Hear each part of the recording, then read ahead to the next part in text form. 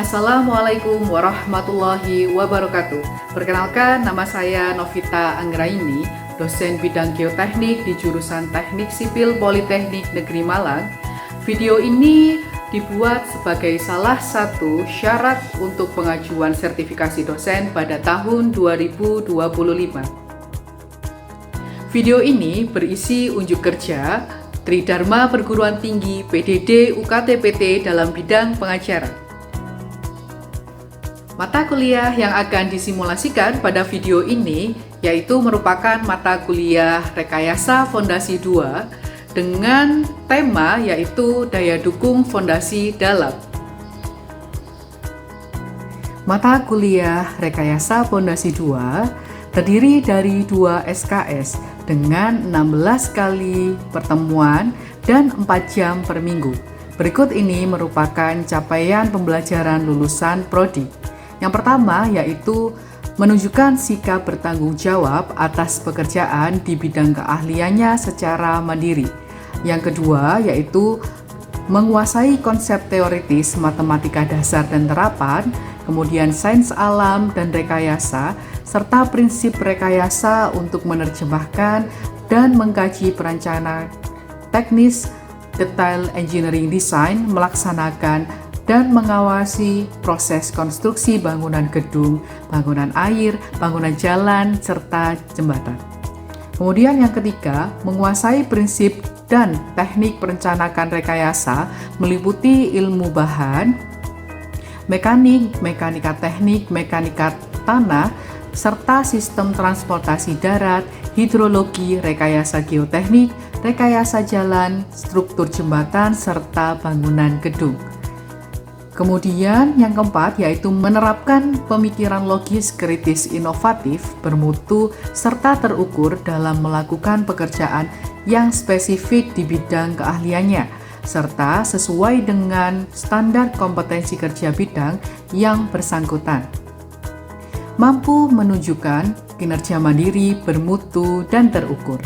Kemudian mampu melakukan proses evaluasi diri terhadap kelompok kerja yang berada di bawah tanggung jawabnya dan mampu mengelola pembelajaran secara manual.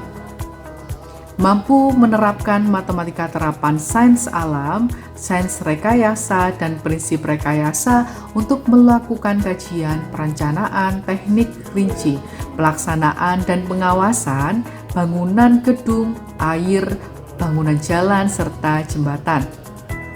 Kemudian yang terakhir yaitu mampu menyusun dan mengkomunikasikan laporan kesesuaian yang dapat dipertanggungjawabkan kepada pemberi kerja.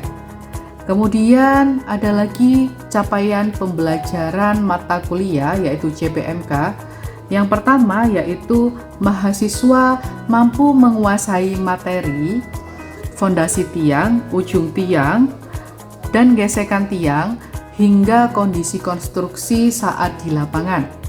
Kemudian yang kedua yaitu mahasiswa mampu menguasai konsep pemasangan tiang, pemancangan tiang, dan mekanisme pemukulan beban pada fondasi tiang, serta melakukan koordinasi ahli struktur dan geoteknik dalam pelaksanaan tugas dan tanggung jawab sebagai perancang.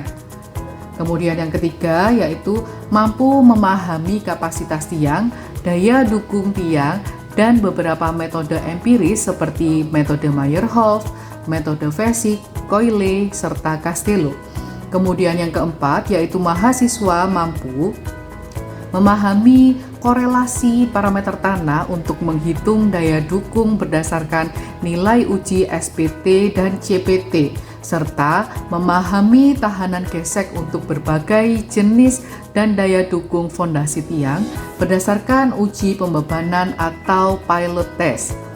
Kemudian, mahasiswa mampu memahami formula pemancangan tiang dan kapasitas tiang gesekan negatif pada kulit tiang serta memahami penurunan elastik serta konsolidasi tiang kelompok pada pembangunan konstruksi. Yang terakhir yaitu mahasiswa mampu menginterpretasi hasil uji lapangan beserta laboratorium, menentukan parameter tanah untuk mendesain perencanaan konstruksi struktur bawah dan menganalisis perencanaan fondasi tiang sebagai sebuah solusi untuk analisis pemecahan masalah.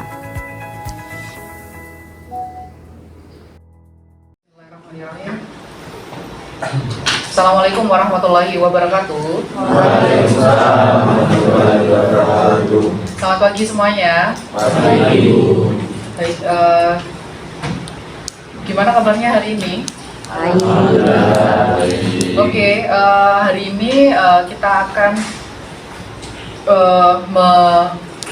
mempelajari tentang fondasi dalam, gitu ya.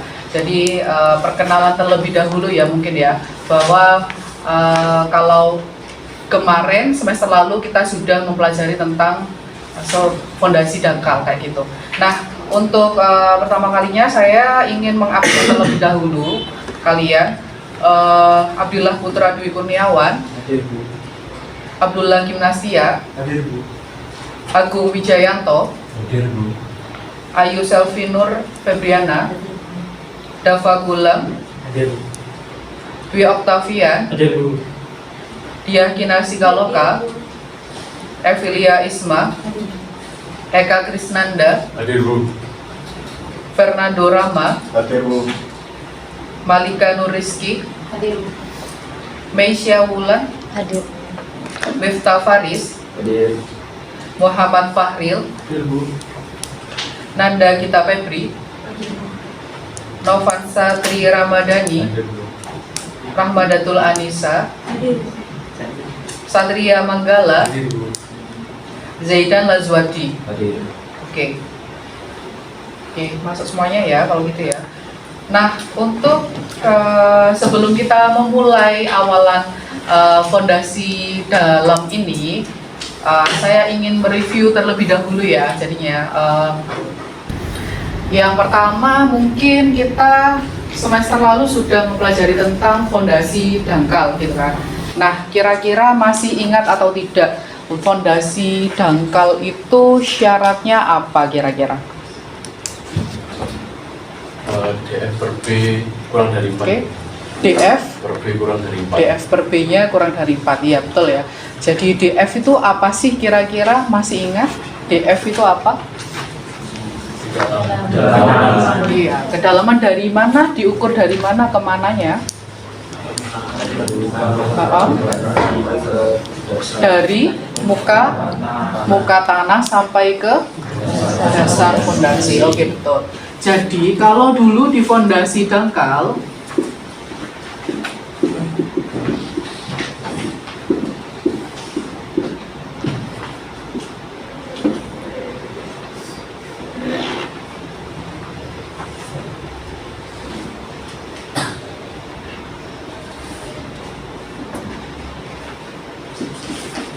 ada yang namanya DF gitu kan.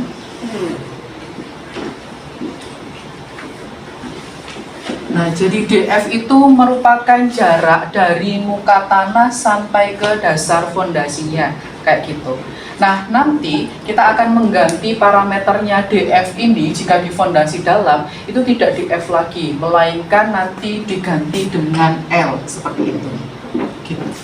Kemudian nanti akan ada lagi DF per B, kan katanya ya syaratnya. Berarti kan dulu ada,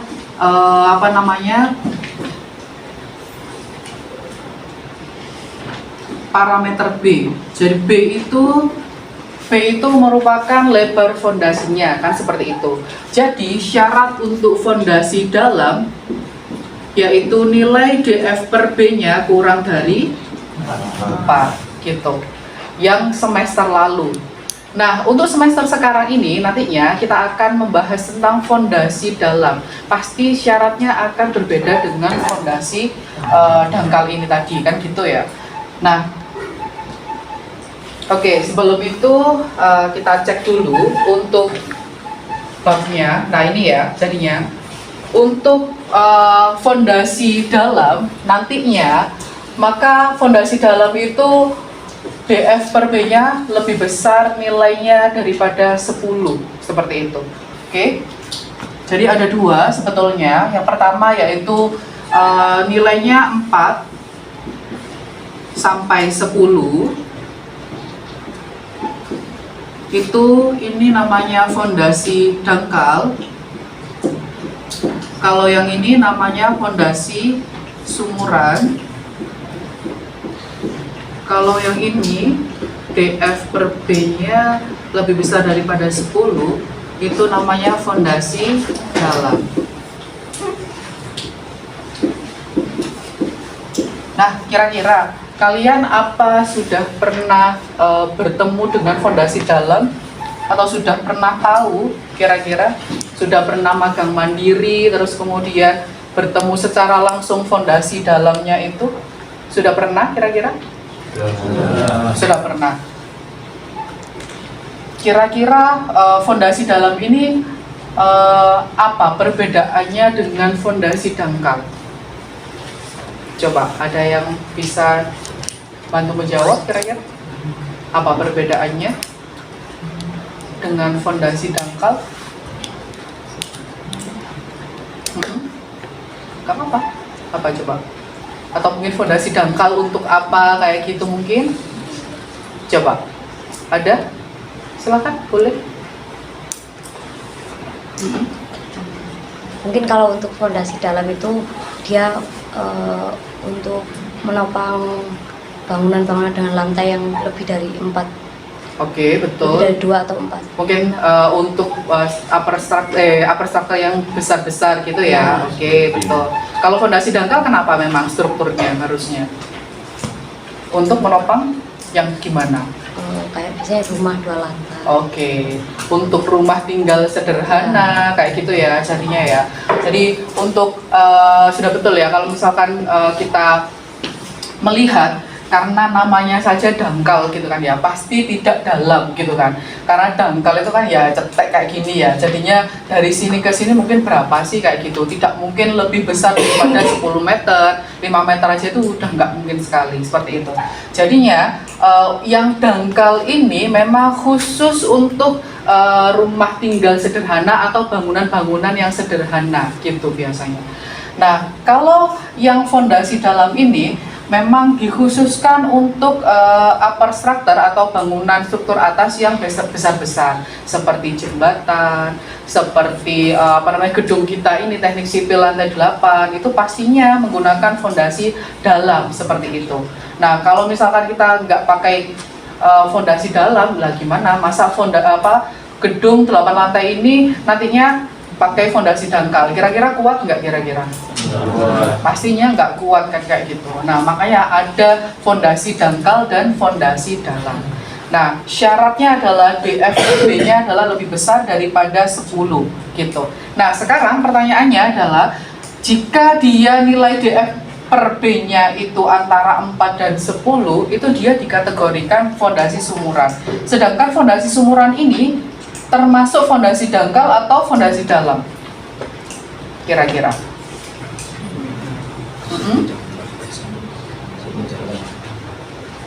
Fondasi dangkal atau fondasi dalam? Iya, dalam gitu. Jadi sebetulnya fondasi sumuran ini versi mininya fondasi dalam gitu. Jadi dalam konteks misalkan hanya 20 sampai 30-an diameternya itu bisa dikatakan fondasi sumuran kayak gitu. Jadi kalau sudah lebih dari itu dia tidak bisa dikatakan fondasi sumuran seperti itu. Jadi sebetulnya ini, jadi kalau lebih besar dari 4 itu sebetulnya sudah bisa dikatakan fondasi dalam seperti itu. Oke.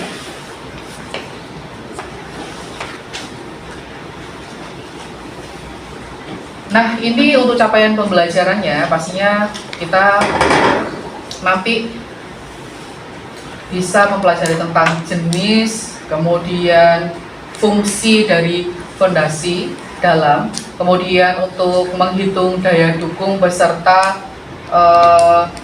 penurunannya, seperti itu. Jadi poin-poin ini seharusnya sudah pernah dipelajari di semester yang lalu, kayak gitu kan. Jadi mempelajari tentang daya dukungnya, kemudian penurunannya kan seperti itu. Jadi kita hanya flashback lagi ya, maksudnya, tapi ini versi yang rumit kayak gitu. Jadi yang fondasi dalam ini adalah versi yang agak rumit seperti itu. Oke.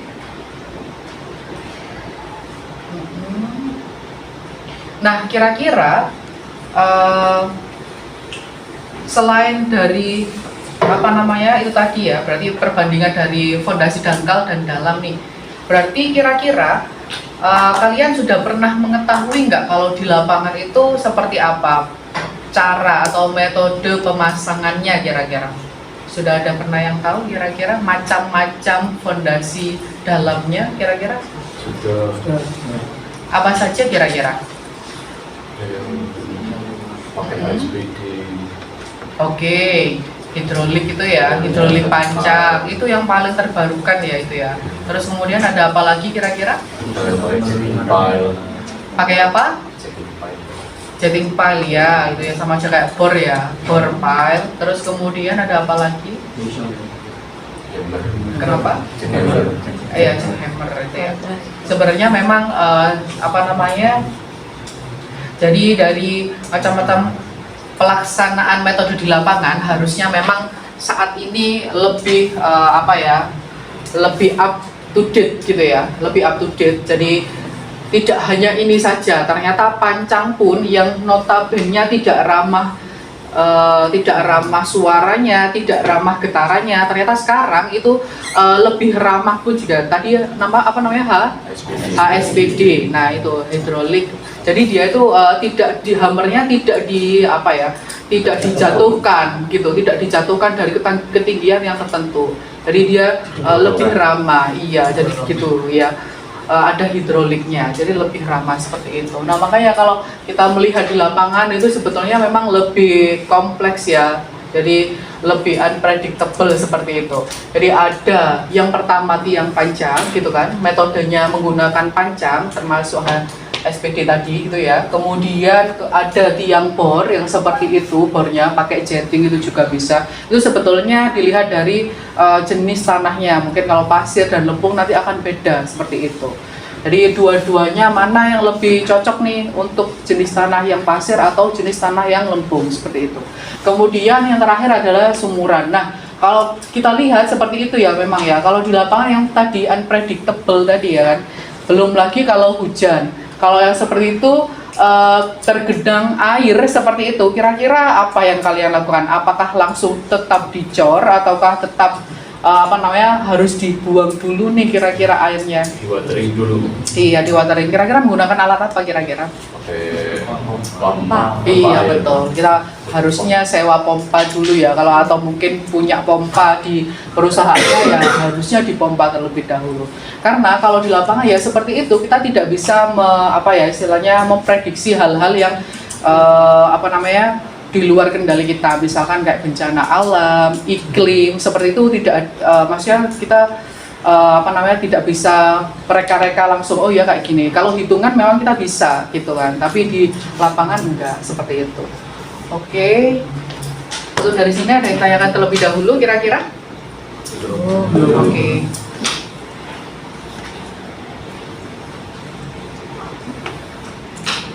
Nah, nanti untuk perhitungan daya dukungnya kita akan ada dua cara, yaitu yang pertama cara statis dan cara dinamis seperti itu. Nah, ini beberapa untuk materi subbabnya gitu kan, subbab dan subbabnya yang kalian pelajari di semester ini. Yang pertama yaitu tentang daya dukung tiang berdasarkan kekuatan strukturnya. Setelah itu menggunakan cara statis. Cara statis ini menggunakan cara dari parameter laboratoriumnya kita seperti itu. Kemudian untuk yang ketiga yaitu uji pembebanan pilot test. Setelah itu ada sondir, kemudian data NSPT. Setelah itu nanti akan ada rumus tiang pancang dan tiang bornya. Setelah itu akan ada kelompok tiangnya seperti itu. Jadi banyak sekali berbeda dengan fondasi dangkal seperti itu.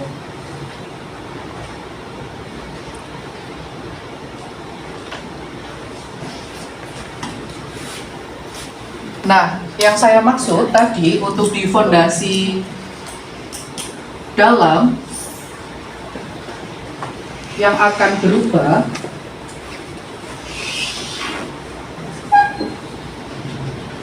yaitu nilai DF menjadi L kalau B menjadi D gitu. Nah, seperti itu.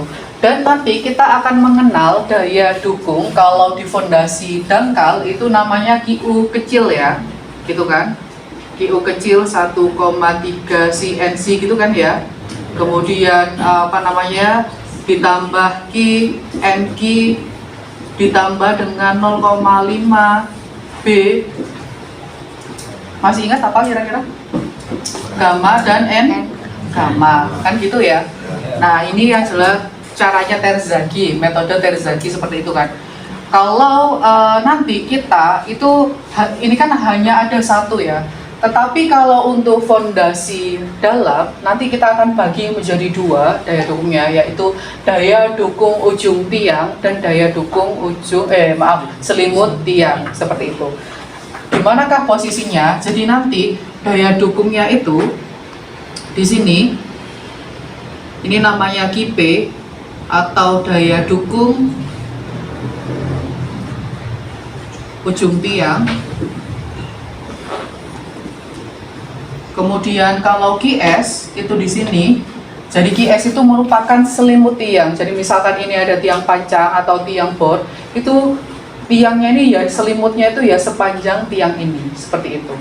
Jadi ini merupakan QS-nya atau daya dukung selimut tiang.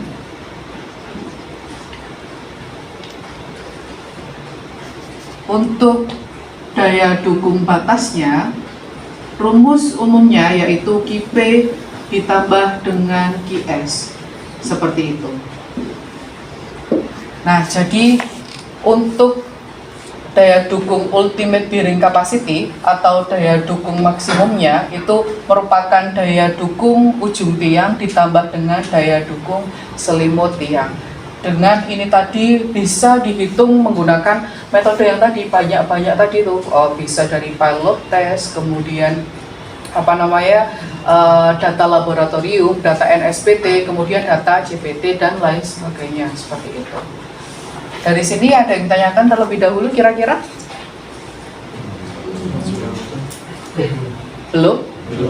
Oke, kalau gitu. Demikianlah video singkat pada proses pengajaran mata kuliah yang saya ampuh.